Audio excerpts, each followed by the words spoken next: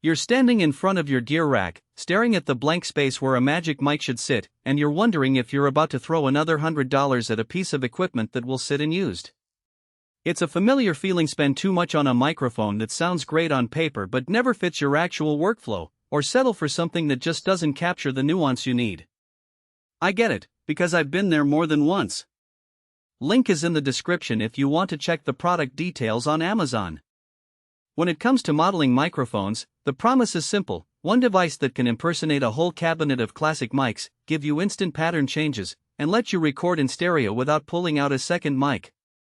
The catch is that the technology has to be reliable enough for everyday tracking, and the software interface must be intuitive enough that you don't spend half your session hunting through menus. That's why I spent a few weeks testing the Universal Audio Sphere DLX in a real home studio environment, swapping it in and out of a handful of projects, from acoustic guitar demos to a small brass ensemble. First off, the Sphere DLX is essentially a digital microphone head paired with Universal Audio's modeling engine. What makes it stand out is the claim that it can emulate 38 of the most sought-after microphones ever made. In practice, that means you can dial in the character of a vintage Neumann U87, a ribbon classic like the RCA44, or a modern large diaphragm condenser with just a few clicks. The software lets you switch polar patterns, change the mic type, and even adjust other tonal characteristics after you've already recorded the take.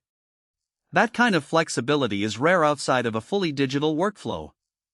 One of the first real-world scenarios I tried was recording an acoustic guitar in my bedroom.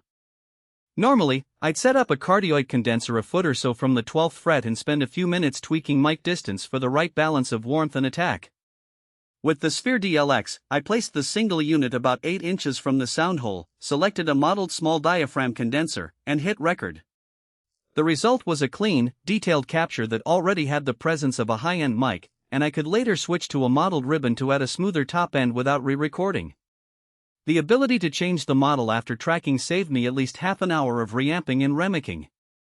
The next test was a bit more demanding: a small string quartet in a live room. I set the Sphere DLX to a stereo configuration using its dual gold-sputtered diaphragms, which claim to give a broader soundstage than a single capsule. By selecting a wide pattern stereo setting, I captured the violins, viola, and cello in a single pass, and the resulting image was surprisingly natural. When I later switched the model to a vintage tube condenser, the low-end body of the cello deepened, while the high frequencies of the violins retained clarity. In a traditional setup, I'd need at least 2 mics and a lot of time balancing phase and level differences. Here it was a matter of a mouse click.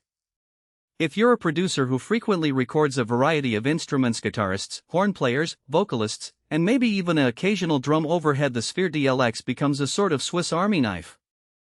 The biggest value comes from not having to purchase a cabinet full of expensive analog mics to achieve those classic tones.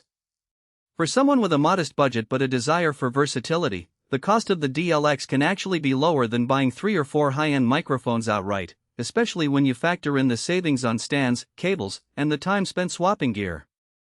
That said, the device isn't a universal cure-all. Because the modeling is done digitally, you're dependent on the quality of your audio interface and the stability of the USB connection. I noticed a tiny amount of latency when monitoring through the software's direct monitor mode, which is negligible for most overdub work but could be noticeable for live performance tracking. The software also requires a fairly recent version of your DAW and a decent computer. Older laptops with limited RAM struggled a bit when loading multiple mic models simultaneously. Another practical consideration is that the perfect replica claim holds up well for most modern mics, but the subtle harmonic quirks of truly vintage ribbon or tube microphones can feel a little sanitized. If you're a purist who swears by the unique coloration of a single, rare Neumann or an antique ribbon, you might find the modeled versions a bit too clean. The Sphere DLX is fantastic for flexibility, but it doesn't replace the tactile experience of physically positioning a vintage mic in a room with its own inherent acoustic signature. Who should buy this? If you're a home studio owner who wants to experiment with different mic characters without buying a rack of expensive hardware, the Sphere DLX is a strong candidate. It also makes sense for mobile recording setups. Think a field engineer who needs a compact solution for capturing everything from spoken word to a brass section on the go.